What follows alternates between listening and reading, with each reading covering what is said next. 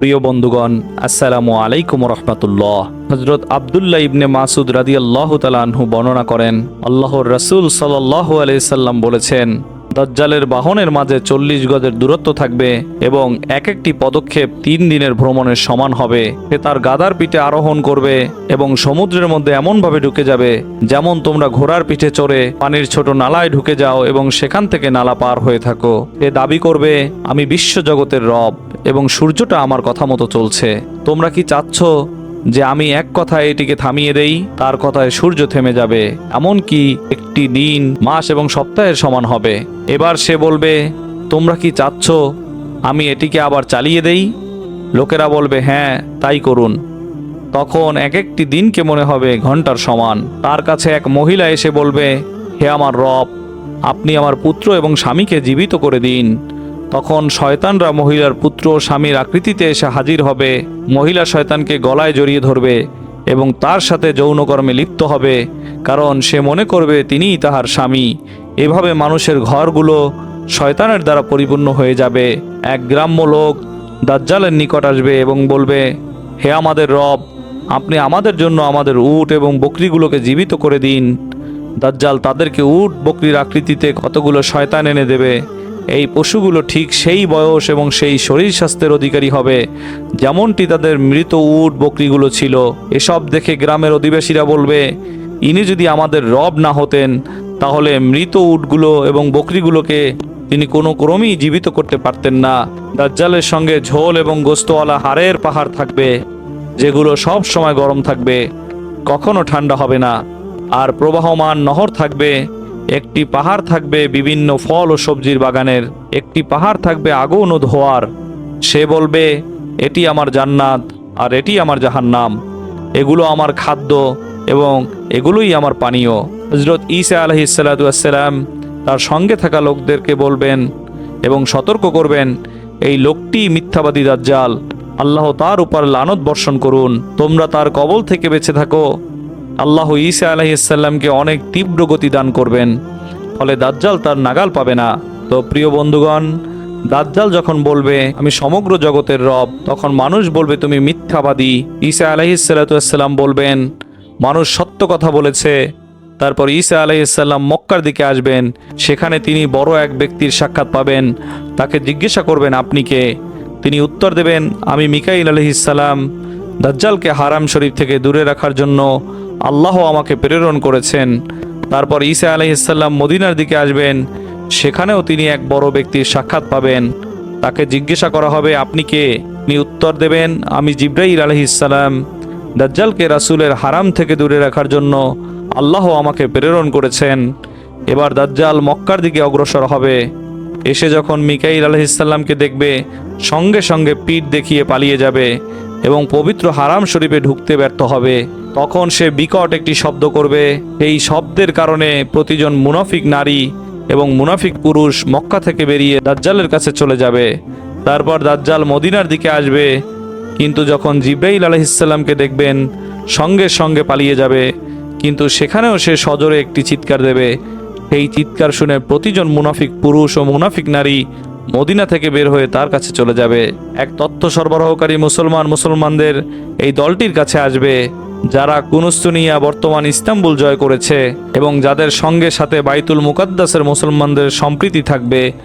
বলবে, অচিরেই দাজ্জাল তোমাদের কাছে এসে পৌঁছাবে।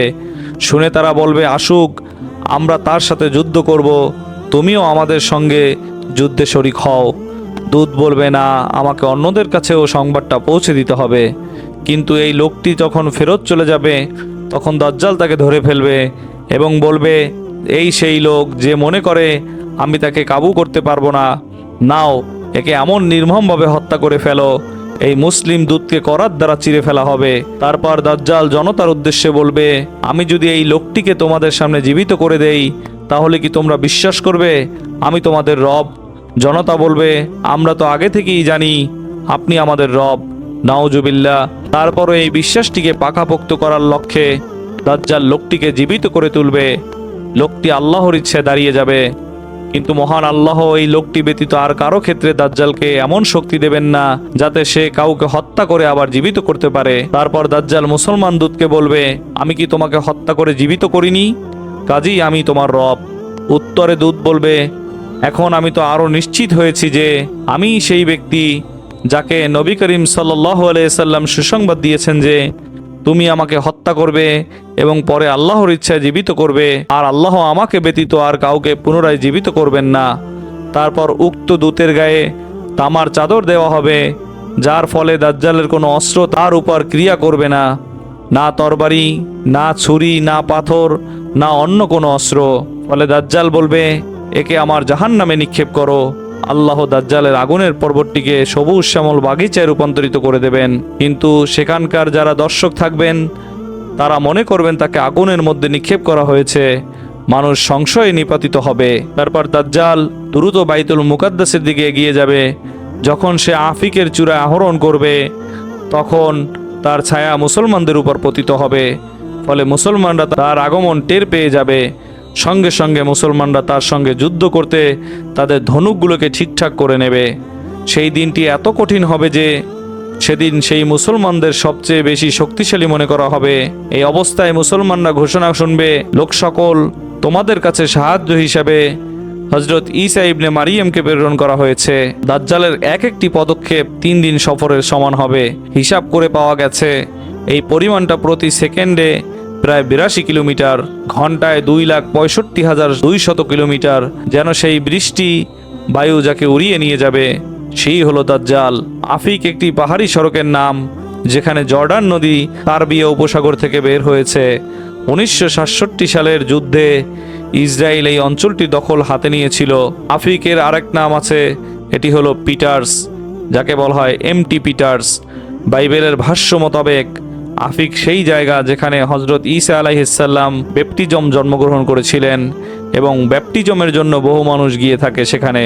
হযরত আব্দুল্লাহ রাদিয়াল্লাহু তাআলা আনহু বর্ণনা করেন, দাজ্জালের গাদার কানগুলো এত বড় হবে যে 70,000 মানুষ তার তলে ছায়া গ্রহণ করতে পারবে। এটির বর্ণনা পাওয়া যায় আল ফিতান খণ্ড নম্বর 2 পৃষ্ঠা 548। হযরত কাব রাদিয়াল্লাহু তাআলা আনহু বর্ণনা করেন, দাজ্জাল যখন উর্দুনে অর্থাৎ জর্ডানে আসবে তখন তুর পাহাড়, সাওর পাহাড় ও জুদি পাহাড়কে ডাকবে। এমনকি এই 3টি পাহাড় পরস্পর এমনভাবে সংঘাতে লিপ্ত হবে যেমন 2টি ষাঁড় কিংবা ছাগল পরস্পর সংঘর্ষে লিপ্ত হয়। এটিও আল ফিতানের খণ্ড নং 2 পৃষ্ঠা 537 নম্বরে উল্লেখ করা হয়েছে। প্রিয় ধর্মপ্রাণ মুসলমান ভাই ও বোনেরা, মহান রব্বুল আলামিন যেন আমাদেরকে সেই ফিতনার দিনে তার উপর ঈমান অটুটভাবে ধরে রাখার তৌফিক দান করেন। আমা তৌফিক ইল্লা বিল্লাহ। আসসালামু আলাইকুম ওয়া রাহমাতুল্লাহ।